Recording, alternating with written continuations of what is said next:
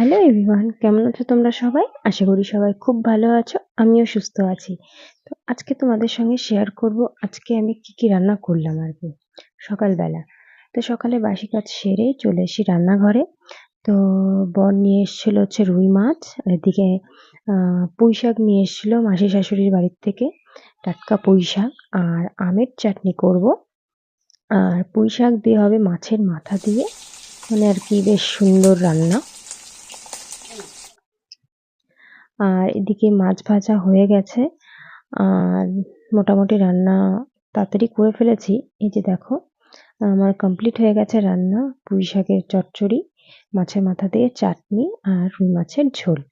তো সবাইকে খেতে দিয়েছি। আর জানি না কেমন হবে রান্নাটা। তো সবাইকে দিয়ে আমি খেতে বসে পড়েছি।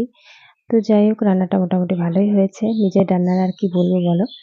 তো যাই হোক বন্ধুরা, ভিডিওটা এ পর্যন্ত শেষ করব। আশা করি আজকের ভিডিও তোমাদের ভালো লেগেছে। পরের একটা নেক্সট ব্লগে তোমাদের সঙ্গে দেখা হবে। টাটা।